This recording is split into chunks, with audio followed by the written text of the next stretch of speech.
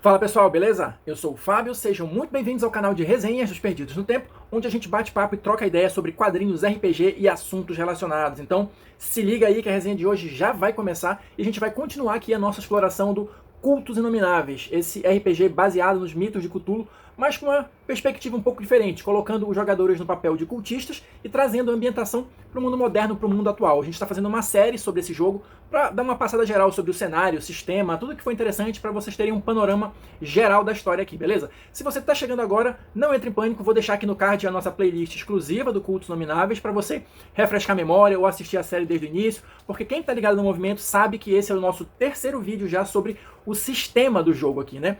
O Cultos Inomináveis, ele tem um sistema próprio chamado Sistema Itos, e a gente está explorando aqui, né, em detalhes, os pontos mais interessantes desse sistema. Então hoje a gente vai começar aqui a falar da questão do combate, né? Ação e combate. Já demos uma passada geral por outros pontos do sistema nos vídeos anteriores, mas nesse aqui a gente vai focar nessa questão do combate.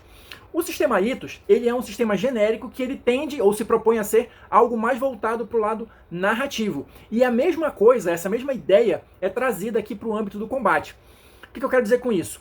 A descrição do combate, ou a resolução do combate, ela também vai pender mais para esse lado narrativo. E uma coisa que eu achei legal, que o livro já deixa explícito aqui logo de início, o combate no sistema Itos, ele não é um combate tático. Então eles nem citam, a não ser nesse aviso inicial aqui, grid, mapa, esse tipo de coisa. Não, a pegada do jogo, a proposta do jogo não é essa. Tá? Então a gente vai ter aqui um combate mais voltado para as questões narrativas, tá? E sem essa questão do combate tático de miniatura, grids, desenhos, mapas e etc. Beleza? Então, para a gente começar a nossa brincadeira aqui, o livro vai trazer a sequência, né, do combate.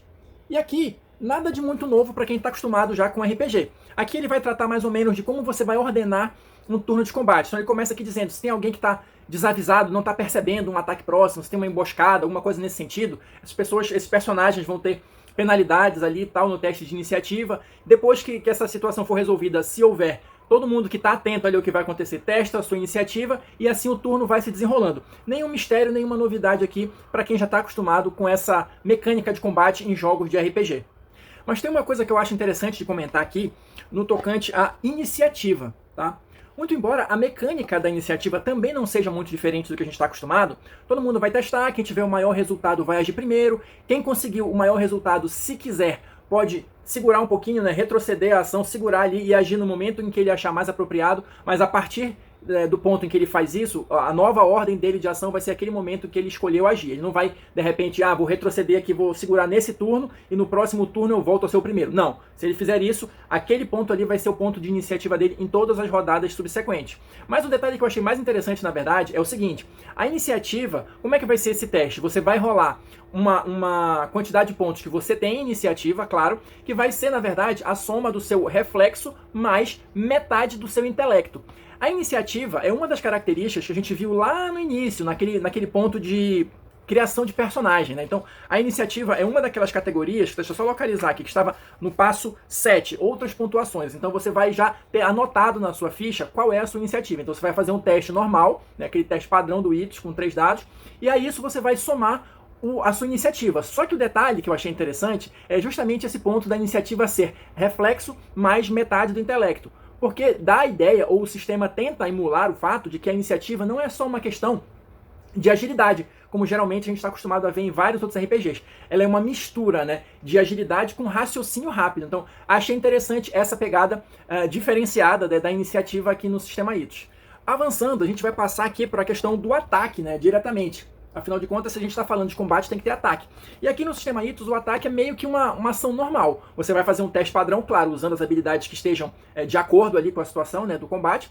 E a diferença é que, nesse caso, o mestre, o narrador, ele não vai estabelecer uma dificuldade, né, como a gente viu lá no início aqui da série. Aqui, a dificuldade do seu teste vai ser a defesa do alvo. E a defesa também é uma característica que todo personagem vai ter, que a gente constrói lá no início do processo de criação de personagem, né? Então, no caso, a defesa vai ser o reflexo, né, que é essa característica que a gente vai montar durante a criação do personagem, mais 5. Isso vai ser a sua defesa total. Essa vai ser a dificuldade de quem quiser atacar o personagem. Avançando, a gente vai ter aqui acertos e erros críticos, tá? A gente já comentou no início da série aqui que no sistema ITOS existem as figuras de acerto e erro crítico. A gente até comentou um pouquinho como é que funciona essa mecânica, mas no combate eles têm um desdobramento um pouquinho diferenciado. Então, como é que funciona o acerto crítico especificamente no combate aqui? Além de ser um sucesso automático, né, como é em qualquer teste, mas no combate ele tem o condão, vamos dizer assim, de causar no alvo uma sequela temporária. A gente vai tratar especificamente sobre essa questão de sequelas num próximo vídeo ainda aqui nessa parte do sistema, tá? Mas só guarda essa informação. Se eu estou atacando e tenho um acerto crítico, além do meu sucesso automático, independente de quanto seja a defesa do alvo, eu vou acertar. Além disso, eu ainda vou causar uma sequela temporária. E quanto tempo dura isso? É uma mecânica também que é recorrente aqui no sistema ITOS. Se o seu acerto crítico é duplo, um duplo 10, essa sequela temporária vai durar uma cena.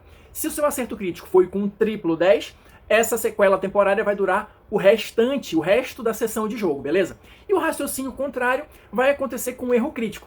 Se eu falho, né, se eu tenho um erro crítico, eu vou ter uma falha automática, mesmo ali que eu consiga, de repente, somando bônus e alguma coisa, consiga bater a dificuldade, não interessa. Se eu tirei um erro crítico, é uma falha automática. E aí, no caso, eu que falhei, né, o personagem que falhou, vai ganhar um aspecto negativo temporário. Também já comentamos um pouquinho sobre isso. Que vai seguir o mesmo raciocínio do acerto crítico. Se a minha falha crítica foram 2 uns, essa sequela temporária vai durar uma cena. Se foram 3 uns, eu vou ficar com esse problema, vamos chamar assim, até o final da sessão de jogo.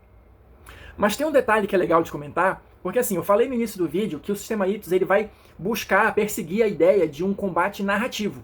E um bom exemplo disso é justamente quando você tem um erro crítico. Porque olha só, ao invés de escrever simplesmente, como a gente tem o hábito, né, de fazer, seu personagem perdeu a arma, deixou cair aquilo ali, ou acertou outra pessoa, aqui no sistema ITOS ele vai te dar alguns exemplos de como transformar isso num aspecto narrativo, né, num aspecto negativo temporário, como eu comentei ainda agora. Né? Então, só para exemplificar aqui para vocês, olha, a arma de fogo que você está usando está emperrada. Isso se traduziria como munição defeituosa ou arma defeituosa. Um outro exemplo aqui, escorrega no chão, escorrega e cai no chão, que é outra coisa que a gente costuma fazer sempre, né? Como aspecto, isso aqui seria atordoado pelo golpe, dor desconfortável, perde a autoconfiança. Entendeu? Então a ideia é basicamente essa. Ao invés de você simplesmente dar uma descrição seca como essa que a gente costuma fazer, você transforma isso num aspecto.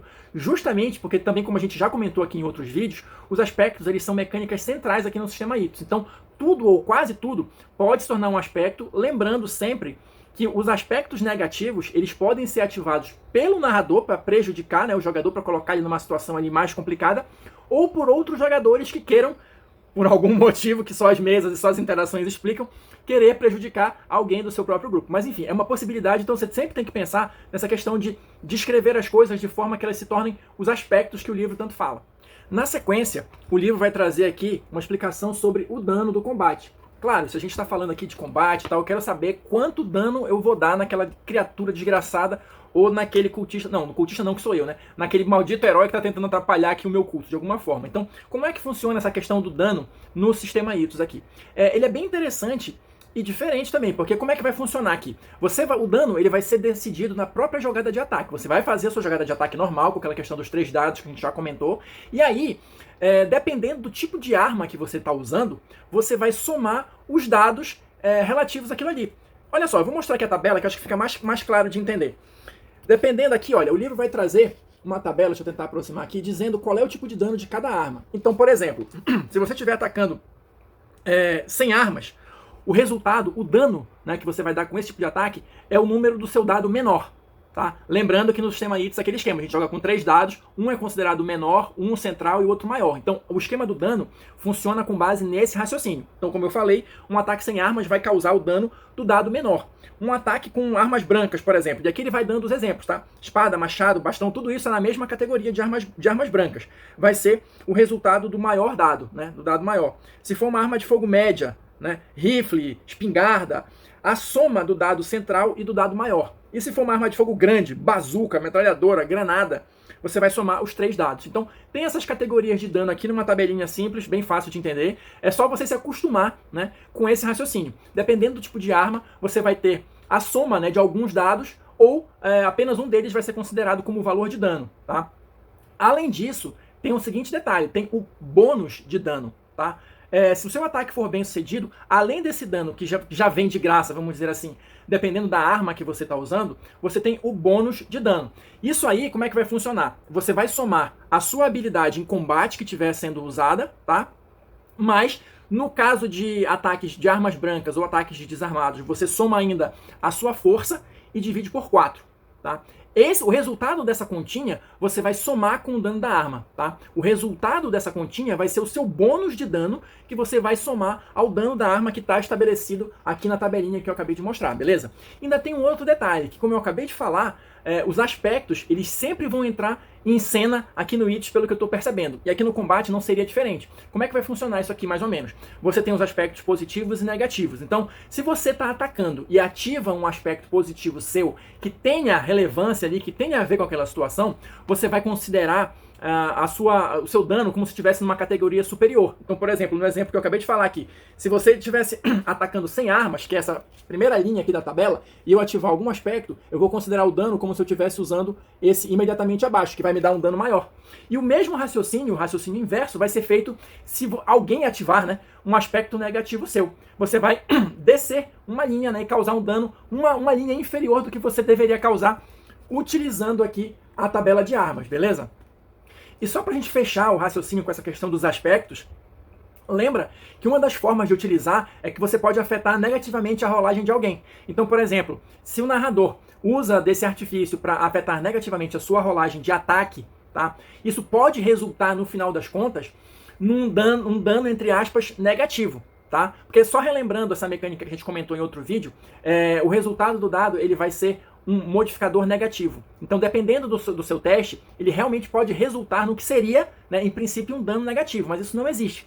Por isso, no sistema Itos, o dano mínimo que você vai causar é sempre 1, tá? Mesmo que o resultado da conta aí seja um número negativo. Claro, se a pessoa que você está atacando, se o personagem que você está atacando tem algum tipo de armadura, algum tipo de proteção, esse dano pode chegar a 0 por causa da proteção, tá? Mas essa mecânica dos aspectos de afetar negativamente e tal, por mais que o resultado da continha final seja um número negativo, o seu dano causado sempre vai ser 1, beleza? Na sequência, o livro vai trazer aqui outras fontes de dano, que é algo também bastante comum, ou seja, tipos de dano específicos, né? Cada um com as suas mecânicas. Aqui é meramente descritivo dessas mecânicas, mas elas vão sempre seguir esse raciocínio, né? De quanto mais intenso for o dano, você vai somando os dados, né? Enfim, então você vai ter aqui dano por queda, dano por veneno, asfixia, explosão, enfim, todo esse tipo de coisa, mas que geralmente é uma coisa que a gente está acostumado já a ver em vários jogos de RPG. Uma coisa que eu acho que é interessante a gente comentar aqui é a questão das perseguições, tá? Como é que vai funcionar isso aqui? Eu achei interessante porque o sistema Itos, ele vai trabalhar com uma ideia de distância que você vai utilizar para todo tipo de perseguição, basicamente. Seja ela a pé, a carro, a cavalo, enfim, não interessa. Olha só, como é que funciona aqui a questão das distâncias? Você vai ter a distância curta, tá? Os personagens podem se tocar ou estão prestes a fazer isso. A distância média, que eles estão separados apenas por uma dúzia de passos. A distância longa, os personagens estão bem distantes, mas ainda conseguem ver um ao outro. E a muito longa, os personagens perderam o contato visual, mas a perseguição ainda não acabou, pois ainda há uma trilha quente que pode ser seguida. Então, a perseguição aqui nada mais vai ser, em termos bem gerais, um teste resistido entre perseguidor e perseguido, usando as habilidades que forem, né, mais apropriadas ali para o tipo de perseguição. Só que qual é o detalhe? Se alguém falha no teste, quer dizer que ele aumenta 1 grau nessas distâncias aqui que eu acabei de ler. Então vamos dizer que eles estivessem ali a uma distância média. Se o perseguido consegue vencer no teste resistido, a distância entre eles passa a ser longa. E aí, assim sucessivamente. Se quem está perseguindo ganha, ele vai encurtando a distância. Então eu achei uma mecânica fácil de entender, com um raciocínio bem lógico assim tal, e bem interessante, que dá aquela sensação mesmo de perseguição, de você ver, né, entre aspas ali, a pessoa que você está perseguindo e aumentando a distância e tal, e se ela consegue sumir da sua vista, você tem uma chance de fazer um último teste ali para ver se você consegue pegar algum rastro dela ali, ou se ela consegue te despistar de vez. Outra coisa que é sempre bom lembrar, e eu acho que eu vou fazer isso em praticamente todos os vídeos aqui do Itos, é a questão justamente dos aspectos. Como eu falei, eu acho que eles são uma das mecânicas mais centrais pelo que eu estou percebendo até agora. Pegando esse exemplo da perseguição que eu acabei de falar, você pode afetar as jogadas, né, de quem você está perseguindo ali para ver se ele consegue, para ver se ele falha e você consegue pegá-lo. Você pode, a gente comentou isso quando a gente falou especificamente de aspectos, a gente falou que existe uma possibilidade de usar os aspectos para introduzir elementos dramáticos no jogo, que façam sentido. Isso numa perseguição, o livro até dá esses exemplos. Pode simbolizar uma multidão, a pessoa virou a esquina ali, tem uma multidão e aquilo é um empecilho para que ela consiga desenvolver a velocidade dela. Pode ser trânsito, pode ser um carro que cruza o cruzamento ali e quase bate. Então esse tipo de coisa mais cinematográfica, mais narrativa, com certeza é um bom exemplo de como utilizar os aspectos, especificamente aqui no caso de perseguições, tá? E uma última mecânica interessante a respeito disso, para a gente encerrar esse vídeo, é o que o livro chama aqui de forçar a máquina. Como é que funciona isso?